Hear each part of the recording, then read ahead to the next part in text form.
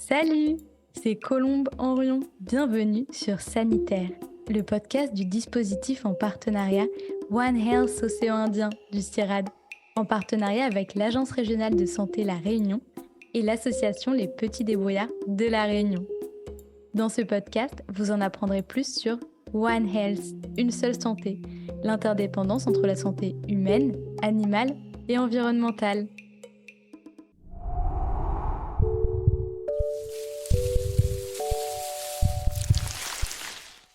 On vous retrouve pour cette deuxième partie d'épisode sur le continuum humain-mer-animaux, soit la relation d'interdépendance entre les humains, la biodiversité et l'écosystème océanique. Dans la première partie, nous avons vu que nos activités humaines impactent l'océan et sa biodiversité, qui, eux, impactent en retour l'état de notre planète. Nous allons maintenant nous intéresser au rôle de la recherche, de l'art et de la politique dans la préservation de l'océan et de sa biodiversité.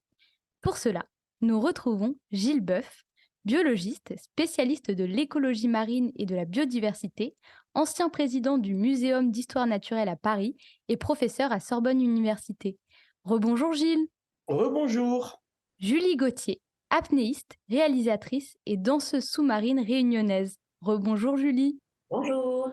Et Louane Janel, écologue à l'Université de La Réunion, spécialiste de l'ADN environnemental. Rebonjour Louane. Bonjour.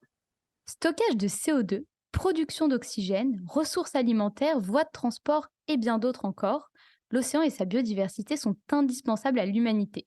Pourtant, ils subissent de nombreuses pressions, telles que la surpêche, la capture d'espèces menacées, la destruction ou la fragmentation d'habitats, ainsi que de nombreuses formes de pollution déjà abordées dans la première partie de cet épisode.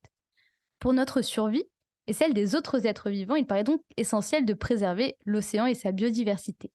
Louane Janel, en quoi les nouvelles méthodes de suivi de l'ADN environnemental dans des projets comme AdenoRun à La Réunion peuvent-elles nous en apprendre plus sur la biodiversité marine et sur la manière de la protéger? Et déjà, pour commencer, qu'est-ce que l'ADN environnemental?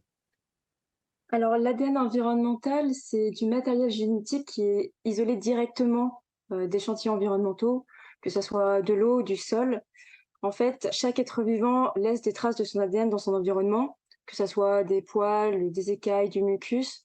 En clair, c'est n'importe quelle cellule issue de son organisme qui est dans l'environnement dans lequel il se trouve. Et en fait, cet ADN peut persister dans l'environnement sur une grande période de temps, que ce soit des heures, des jours, voire même des décennies, notamment dans le cas des glaciers. Et c'est là que l'ADN environnemental a un réel potentiel, parce que généralement, quand on veut préserver un écosystème, on a besoin de savoir quelles espèces sont présentes dans le milieu. Et l'ADN environnemental permet justement d'avoir une liste taxonomique des espèces présentes. Et en plus de ça, c'est une méthode qui est non invasive et qui va permettre d'avoir une nouvelle dimension de la biodiversité à l'échelle d'un écosystème entier.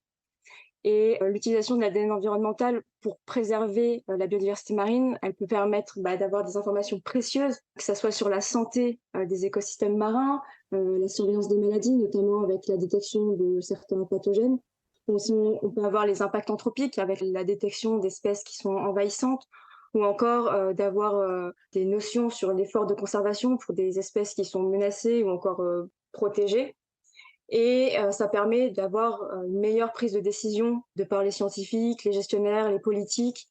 Et en fait, vous citiez donc le projet AdenoRun. Ce projet-là, il a pour but de contribuer justement à une meilleure planification des actions de conservation des écosystèmes aquatiques à La Réunion et aussi de leurs usages en utilisant donc l'ADN environnemental.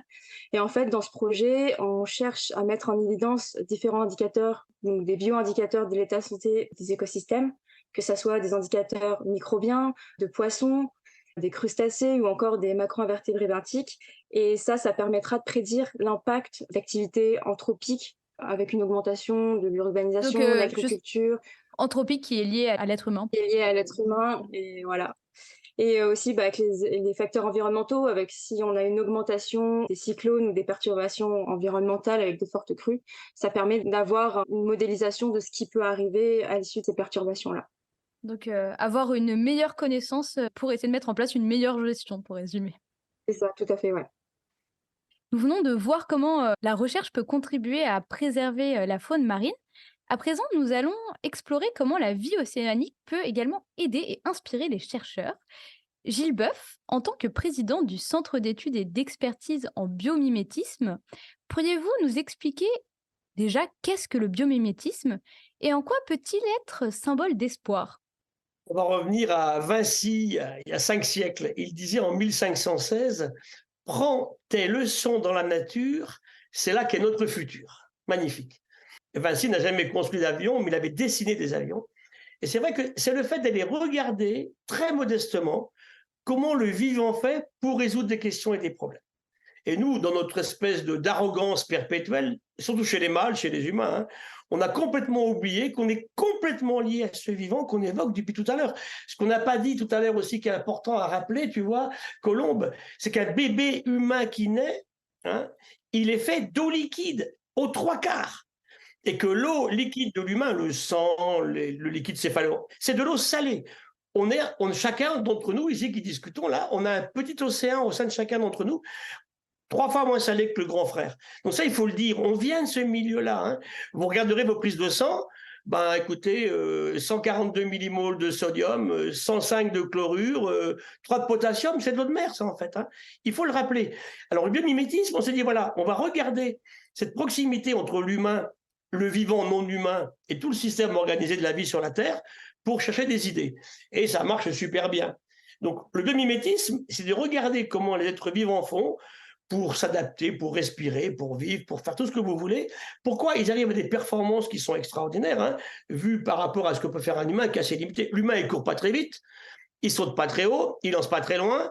On a des espèces qui sont incomparablement supérieures. Donc, on s'arrête un petit peu, sans arrogance, et on regarde.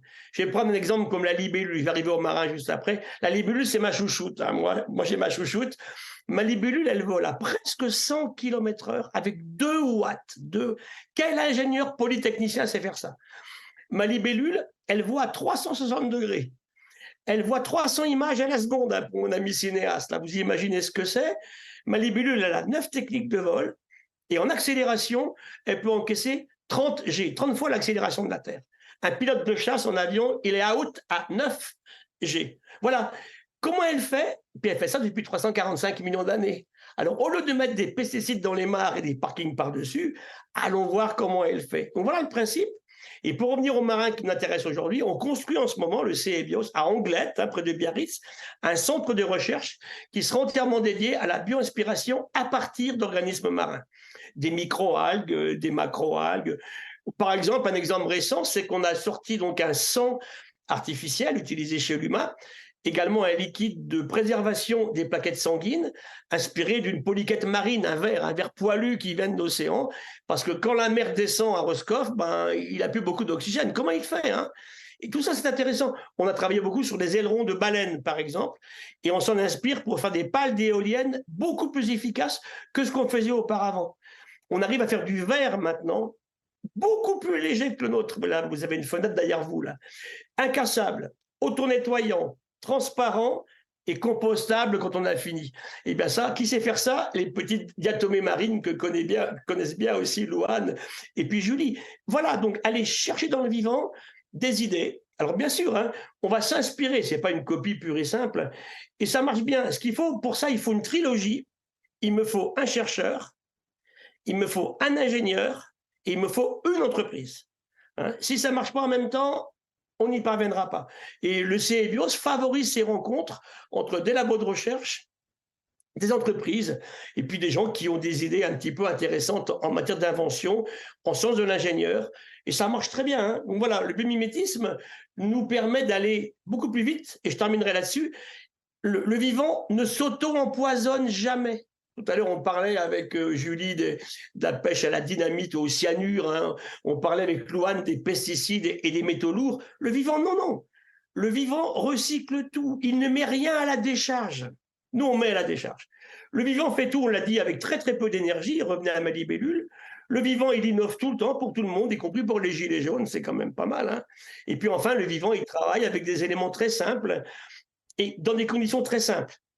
Donc, la conclusion de tout ça, l'intérêt du biomimétisme, c'est arrêter cette économie stupide et suicidaire qui consiste à faire du profit, à gagner de l'argent, en détruisant la nature et les vivants ou en le surexploitant. Et tout ce qu'on a dit depuis le début de l'émission, c'est ça en fait. Hein. Tout ce qu'on a dit là, c'est que l'humain a complètement oublié d'abord qu'il était vivant d'abord.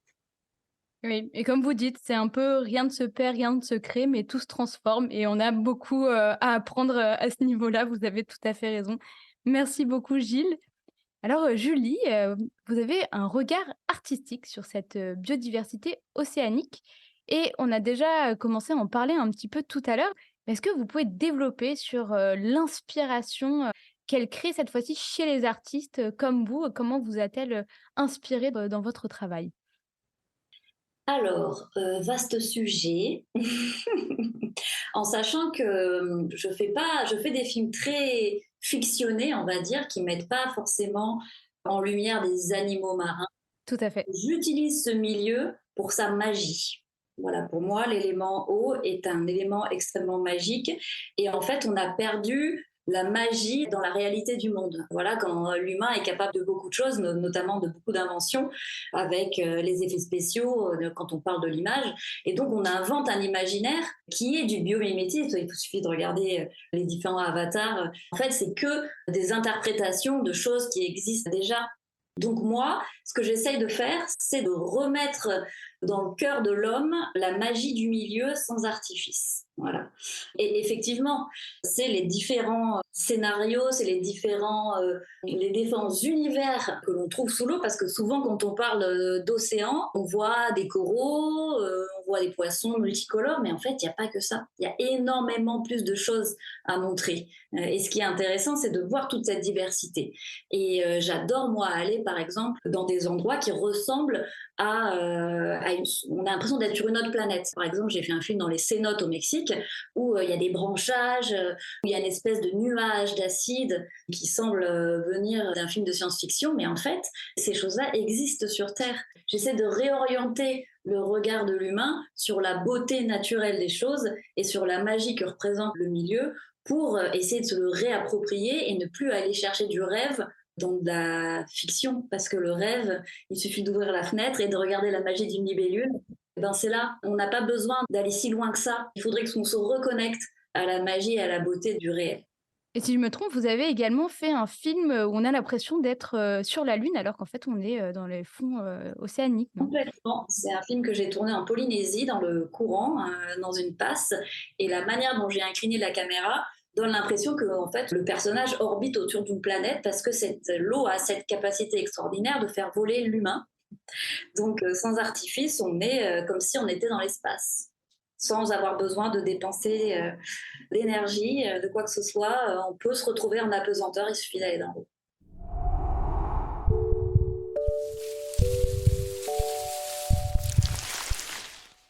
Selon la plateforme Ocean and Climate, l'océan absorberait plus de 90% de l'excès des températures résultant des gaz à effet de serre et des activités industrielles.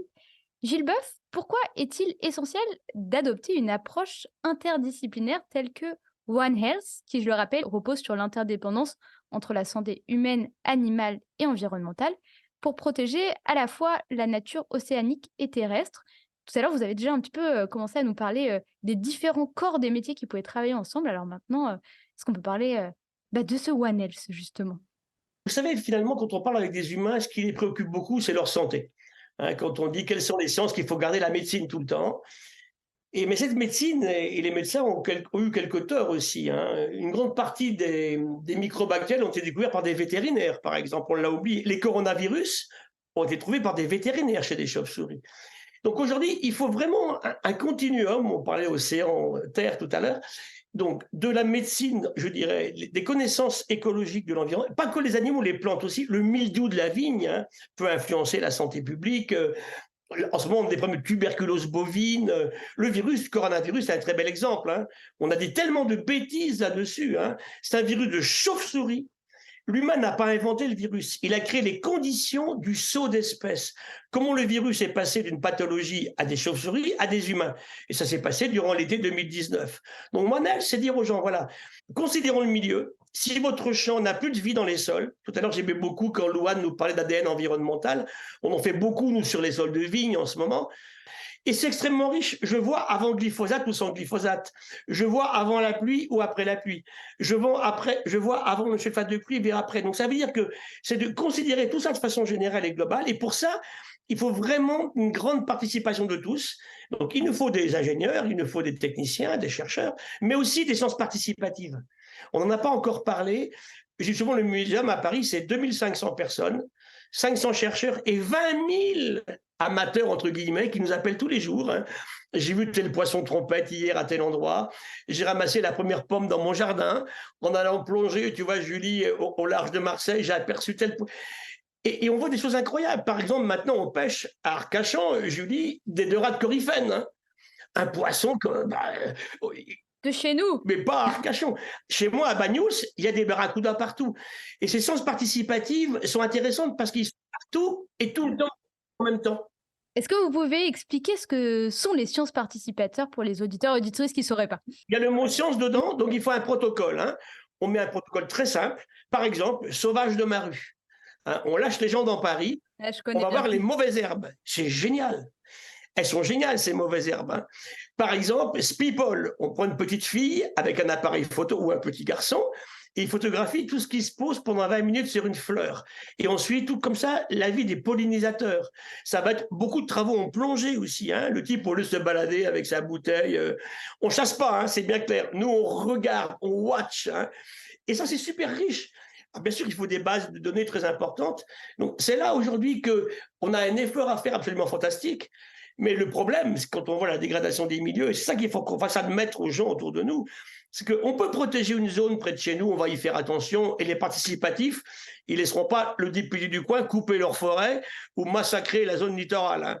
Mais c'est aussi les effets globaux. Comment on passe du global au local, du local au global? Ma forêt des Pyrénées dont je parlais tout à l'heure, je vais la perdre. Alors qu'on n'a pas coupé un arbre depuis 150 ans, parce que mes êtres ne vont pas supporter le manque de pluie et la chaleur. Donc vous voyez, en fait, la question, c'est de dire aujourd'hui, l'océan a joué un rôle fantastique. Il nous a absorbé effectivement. L'atmosphère, c'est que 3% du CO2. Hein. Le drame qu'on peut vivre, c'est que si l'océan demain commence à relarguer du CO2, c'est pas impossible. On a les fontes en ce moment du pergélisol dans l'Arctique. On a les problèmes aussi des marches océaniques bourrées de méthane. Et ces gaz sont beaucoup plus puissants dans l'effet de serre que ne l'est le CO2. Donc, observez, et pour terminer, les courants marins, vous en avez parlé un petit peu tout à l'heure, là, avec Julie et Louane, ils ont un rôle essentiel. Hein. Dans l'état actuel du réchauffement global, si le Gulf Stream, le courant qui nous vient du Golfe du Mexique, faiblit en Europe, il va faire beaucoup plus froid. Donc, l'humain est en train de jouer, comme d'habitude, à l'apprenti sorcier, hein, et on déconnecte tout. Donc, de la science, et je vais le hurler une seule fois, je veux qu'on le dise dans cette émission, tu vois, c'est très important ici, la science n'est pas une opinion. Donc il nous faut de la science, il nous faut de la politique, laquelle, moi j'estime que l'écologie n'est pas que l'apanage des écolos, tout le monde devrait en faire, de la science écologique, des ONG, ça c'est très important, hein, et puis aussi des entreprises. Tout ça ensemble, on peut espérer effectivement faire mieux que ce qu'on a fait jusqu'à présent. Et des artistes pour vulgariser. Ah mais bien sûr, là je te suis entièrement. Alors je vous propose de continuer justement sur cette interdépendance entre les trois santé. Elle se manifeste également dans des problématiques liées aux maladies touchant la faune aquatique. Louane Janel, pourriez-vous nous parler du programme Remport, intitulé Recherche étiologique des maladies associées aux mortalités massives des poissons de la côte ouest de la Réunion? Et je le rappelle, l'étiologie qui est l'étude des causes des maladies. Alors oui, ce projet, il a démarré à l'issue de l'observation récurrente de mortalité de poissons donc sur la côte ouest de la Réunion. Et il y a énormément de familles qui ont été touchées, et particulièrement 4 qui ont des intérêts, on va dire patrimoniaux, notamment le capucin carême. Cette espèce, elle est pêchée, elle est consommée, et ça a généré des impacts écologiques. Au niveau de la biodiversité, on a une perte de la biodiversité, mais aussi économique, parce que qui dit pêche dit moins de poissons, les gens avaient peur de pêcher et en plus de ça, au niveau de l'image touristique, ça a eu un fort impact aussi. Et en fait, ces mortalités, elles étaient liées à des bactéries pathogènes, dont un streptocoque, le Streptococcus ignae. Et ce pathogène, il est connu généralement pour être responsable de mortalité en aquaculture. Et en fait, il a vraiment un impact sur l'homme et aussi en santé publique, tout simplement parce qu'il a une capacité d'infecter l'homme, que ce soit avec la manipulation du poisson ou alors lorsqu'on a des blessures et qu'on manipule les poissons. Et il faut savoir qu'en fait, la seule présence du pathogène dans le milieu ne suffit pas à induire de mortalité. En fait, il est lié à des conditions environnementales qui sont favorables. Et à La Réunion, ces mortalités, elles ont lieu après des perturbations importantes. Et ces phénomènes-là peuvent augmenter et vont sûrement augmenter au fil du temps avec l'augmentation des cyclones et des fortes pluies. Et à savoir que ce projet-là s'est terminé en 2018, mais au jour d'aujourd'hui, on a encore des phénomènes de mortalité, non plus de poissons, mais d'oursins notamment. Et on est encore en train de chercher la cause. Donc, il faut continuer les recherches à ce niveau-là. Ça ne s'arrête pas. Est-ce que c'est d'origine humaine? Est-ce que c'est quelque chose qui se crée au niveau du milieu? Il faut continuer à chercher. On se rend bien compte qu'on a besoin de ces 3 santé. On a besoin de regarder, à la fois, les conditions environnementales, à la fois, justement, est-ce que ça vient, des activités humaines? Parce que c'est directement, lié, à la santé, dans ce cas précis, des poissons et c'est pour ça qu'on a besoin de faire travailler la santé de l'environnement avec la santé humaine et la santé animale, pour avoir une prise en compte systémique et globale. Alors, maintenant, on en a déjà un peu parlé, dans la première partie de cet épisode. On va revenir sur la question de la pêche. Pour cela, je vais vous faire écouter une archive de 2007 sur l'activité de la pêche à Mayotte. Et à Mayotte, du nouveau dans le secteur de la pêche, 5 observateurs fraîchement diplômés vont désormais suivre l'activité de la filière. Ils auront notamment pour mission de veiller au respect des quotas de pêche. Tenir une comptabilité parallèle à celle du commandant des captures de poissons, effectuer des relevés biométriques, ce sont entre autres les missions des observateurs. Cette avancée est saluée par les petits pêcheurs qui ne sont pas concernés pour l'instant, mais qui toutefois soulèvent des problèmes rencontrés dans la zone de pêche avec les gros thoniers. Nous qui avons des enfants, des cotisations à payer, nous n'arrivons pas à pêcher les gros poissons, on ne s'en sort pas. Des fois, même les petits, on n'en trouve pas. C'est bien que les autorités puissent contrôler ces gros bateaux de pêche pour nous, les petits, pour qu'on puisse avoir notre place et subvenir à nos besoins grâce à notre métier. Les données recueillies par les observateurs de pêche serviront de base pour les scientifiques qui pourront ensuite proposer des mesures pour la gestion des ressources de poissons. Ces données sont transmises aux scientifiques de l'IFREMER et de l'IRD qui ensuite font un bilan sur l'état des stocks des thonidés. Et ces données sont ensuite servent de base en fait aux discussions et aux travaux de la Commission des thons de l'océan Indien, la CTOI, qui est une organisation internationale chargée de gérer et de proposer des mesures de gestion des thonidés sur l'ensemble de l'océan Indien. Le contrôle des thoniers permet aux autorités d'avoir une visibilité à long terme des captures de thon dans l'océan Indien. Cette mesure pourrait aussi être appliquée aux pêcheurs artisanaux. Depuis 2007, la situation a évolué. La Commission thonière de l'océan Indien, donc l'organisation internationale qui régule la pêche au thon dans la région, a voté le 5 février 2023 une résolution interdisant 72 jours par an le recours au DCP, dont Gilles nous parlait tout à l'heure, donc ces fameux dispositifs de concentration de poissons ayant été considérés comme délétères pour l'environnement. Cependant, la France et la Commission européenne ont déposé une objection afin de permettre à leurs navires industriels d'échapper à cette nouvelle réglementation. Et en réponse à cela, l'association Bloom de défense des océans a déposé 2 recours juridiques contre la France et la Commission européenne le 10 mai dernier. Quelles sont vos réactions à la fois face à cette archive et face à la situation actuelle? Comment est-ce qu'on peut interdire les DCP justement aux petits pêcheurs et les autoriser aux chalutiers et aux... C'est une hérésie, c'est justement le contraire qui devrait être fait. Forcément, les DCP, pour cette population de pêcheurs qui partent de la côte avec leurs petites embarcations, quel mal peuvent-ils faire de façon globale? J'ai peine à croire que ce soit eux les responsables. Par contre, on va autoriser Et les énormes bateaux à venir prélever sur ces dispositifs, oui, soit on les interdit complètement, soit on fait l'inverse. Mais j'ai du mal à comprendre la logique humaine, qui est forcément une logique politique et qui est liée au lobby, qui est la cause de tous nos problèmes. Il faudrait que les DCP ne sont pas délétères pour l'environnement, ils sont délétères pour les stocks de thon, en fait. S'ils ne mettent pas des choses dégueulasses quand ils font leur espèce de radeau, ça va. Mais moi, je pense qu'il faut qu'on n'en fasse plus. Bloom, effectivement, s'était beaucoup intéressé à ça. Il y a un papier dans Le Monde aujourd'hui sur Bloom. C'est devenu très, très violent à ce niveau-là. Et Claire Mouvian, qui est donc l'âme pensante de Bloom, a raison. Aujourd'hui, les DCP ont fait beaucoup de dégâts. Et c'est ça le paradoxe de la situation, tu vois, Julie, en fait. D'un côté, l'Ifremer développe des techniques de pêche de plus en plus destructrices. Et d'autre côté, on veut protéger les stocks et faire de l'exploration de l'océan. Il faut choisir. On ne peut pas faire les deux, en fait. On n'a jamais pêché autant de thon qu'aujourd'hui. Je crois que c'est multiplié par 17 ou 20 depuis une vingtaine d'années.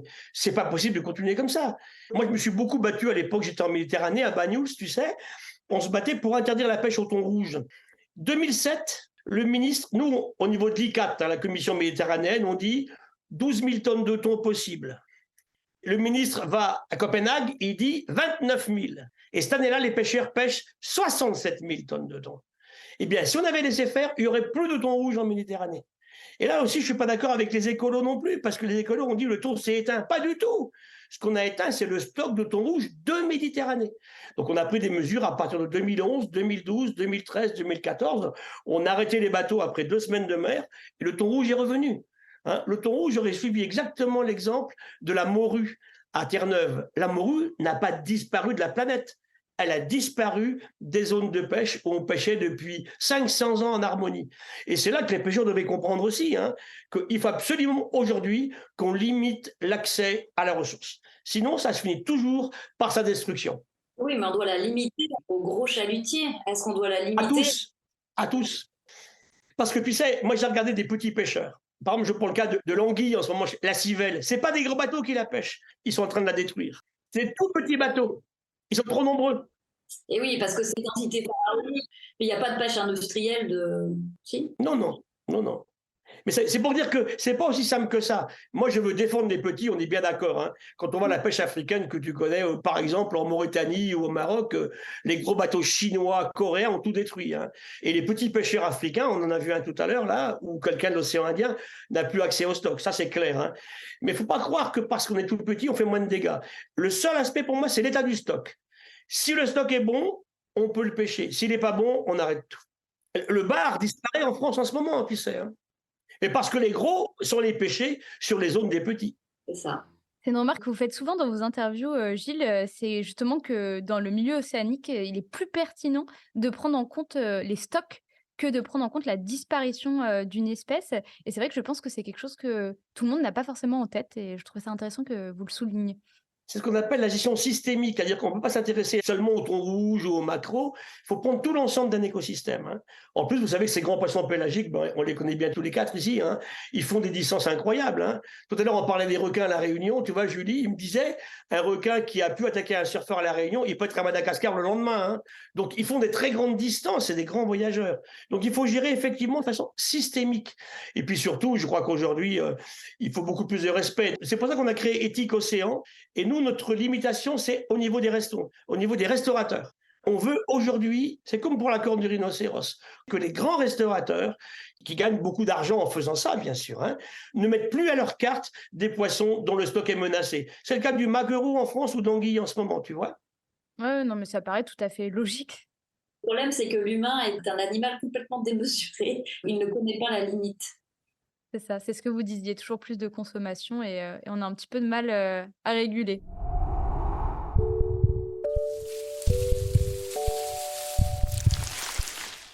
Gilles, comme vous l'avez beaucoup dit dans cet épisode, il n'y a qu'un seul océan. Oui, j'y tiens. Cependant, dans un monde régi par la division sociétale et territoriale, la prise en compte de cet océan n'est pas la même partout. En Europe, quelles sont les mesures mises en place pour la préservation de l'écosystème et de la biodiversité marine et quelle est leur efficacité, justement, Gilles Boeuf? En Europe, c'est simple. Aujourd'hui, la mer côtière est gérée par les pays riverains, les 5 nautiques, mais après, c'est plus du tout les pays, c'est l'Europe. Aujourd'hui, on a un CIEM, un comité international de l'exploration marine, où on décide de l'état des stocks. Enfin, on regarde, on fait beaucoup d'études. Hein. On a parlé de l'IFREMER et de l'IRD tout à l'heure. Hein. Ce sont des institutions qui sont très engagées dans ces questions-là. Et puis, on établit l'état d'un stock. Il change sans arrêt. Hein. On avait peut-être des poissons à 3-4 ans qui étaient en bon état, ils ne sont plus en bon état. En ce moment, nous, on est très craintifs, tu vois aussi, Julie, pour les requins et les raies. Hein. En Europe, c'est devenu vraiment un problème. Hein. Donc, ça veut dire qu'on établit un état global de ce qu'est un stock, on calcule ce qu'on appelle chaque année le recrutement, ça veut dire le nombre de juvéniles, de bébés, qui peuvent rentrer dans la pêcherie. Hein. Ils ont une taille, ils se sont reproduits déjà. On ne pêche pas un animal qui ne s'est jamais reproduit, c'est la clé du système.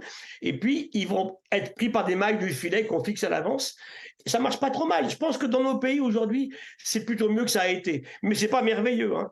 Dans le rapport éthique océan qu'on publie chaque année, je fais la remarque que quand même, ce n'est pas très glorieux. Mais c'est bien pire dans des zones du monde qu'on évoquait tout à l'heure. Hein. À La Réunion, vous avez connu l'état de la légine, hein, qui n'est pas pêché chez vous, mais pêché par des armements qui sont réunionnais. Donc, il y a vraiment des mesures à prendre. Et pour ça, il nous faut de la science. Et puis, il nous faut aussi ces observateurs sur les bateaux de pêche. Et puis, se faire aider aussi par le vivant. Les albatros, vous êtes beaucoup à observer les bateaux chinois dans l'océan Indien, par exemple.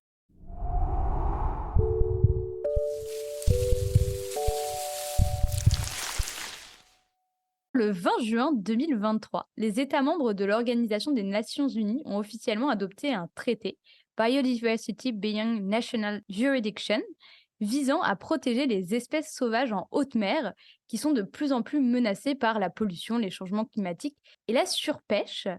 Mais pouvez-vous nous en dire davantage, toujours Gilles Boeuf?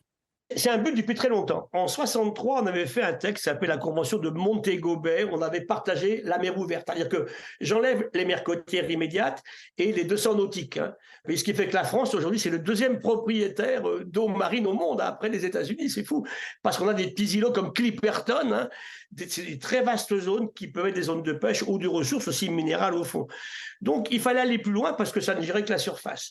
Donc, maintenant qu'effectivement, on pêche profond, maintenant qu'on va aller chercher des ressources minérales, d'ailleurs dans l'océan Indien, ça va être un problème sérieux, hein, on voulait mettre en place une convention pour limiter a priori les exploitations. C'était très long pour se mettre d'accord sur les textes. Hein. Moi, je me rappelle des discussions. On arrivait presque, puis dans la dernière nuit, on n'arrivait pas à se mettre d'accord. Là, on s'est mis d'accord. Mais c'est un peu comme l'accord de Paris. Hein. L'accord de Paris, il est lancé. Il est ratifié, ce qui est extraordinaire. Hein. Mais après, comment ça se fait dans la pratique? Et moi, je reviens toujours au cynisme des grands pays riches capitalistes, hein, qui nous disent, écoutez, de toute façon, vous savez, faites des lois et des limitations d'accès. Nous, on a les moyens militaires pour aller chercher ce dont on a besoin pour nous. La Russie, les États-Unis, la Chine, c'est compliqué. Hein. Mais en tout cas, on a fait un progrès certain en matière de juridiction. Et puis faisons aussi des réserves marines. L'intérêt du milieu marin, c'est qu'on peut faire des réserves marines gigantesques. Hein. Chez vous, là au sud de la Réunion, on a des réserves qui sont bien plus grandes que la France. Hein. Moi, j'ai moi-même été à un moment le président du conseil scientifique du parc de la mer de Corail.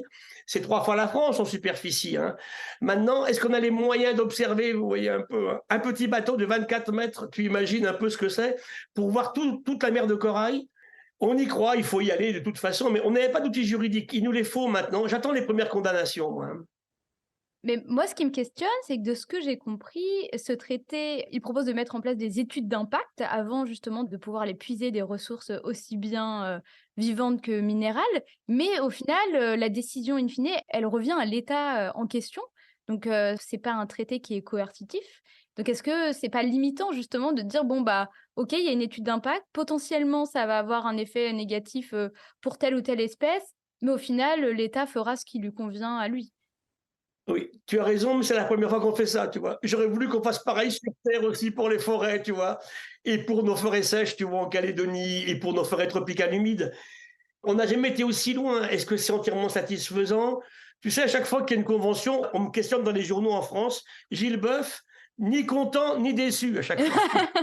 Et c'est vraiment, mais je suis comme ça aujourd'hui. Je suis pas content parce que, mais je suis pas déçu. Je m'attends pas à des choses. C'est mieux que rien. Je dirais, alors c'est triste, hein, mais tu vois, je pense qu'il faut que tout le monde s'empare de ça. Il faut une grande pression des populations. Et c'est pour ça que des émissions comme la vôtre aujourd'hui, à toutes les 4, là, elles sont essentielles. Et je terminerai en disant que Tabarly disait l'océan pour les Français, c'est ce qu'ils ont dans le dos quand ils sont à la plage.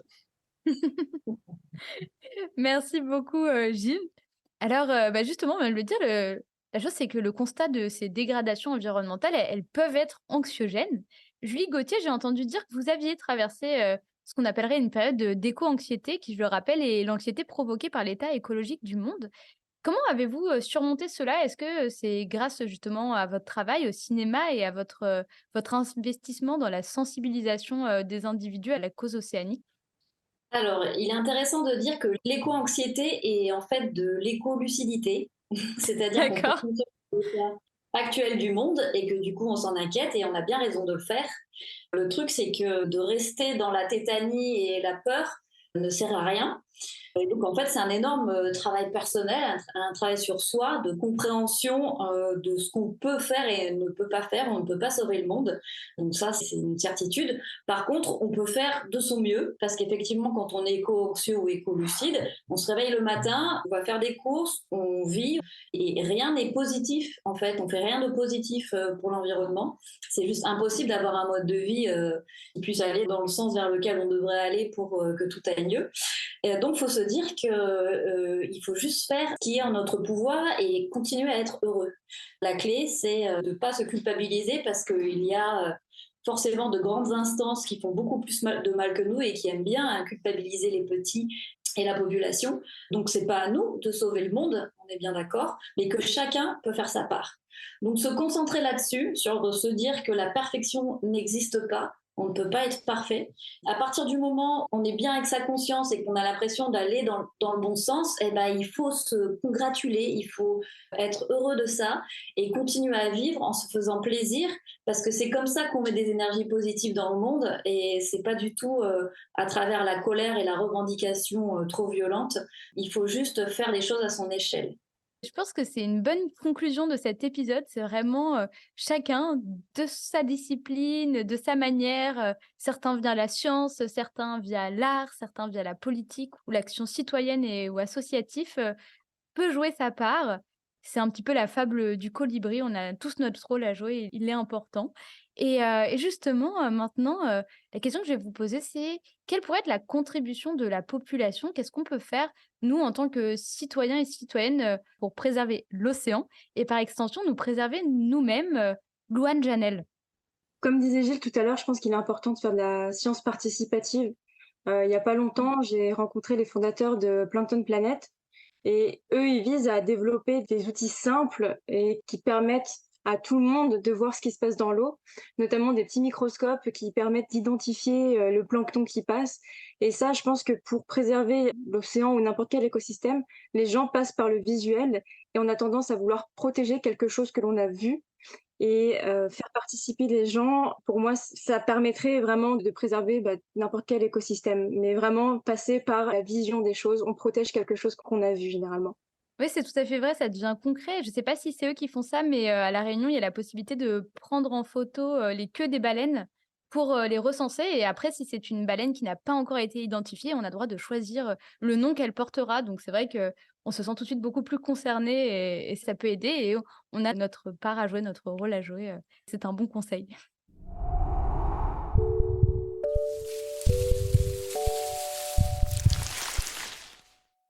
Dans la première partie de cet épisode, nous avons vu que l'humain, l'océan, la faune et la flore océanique étaient interconnectés.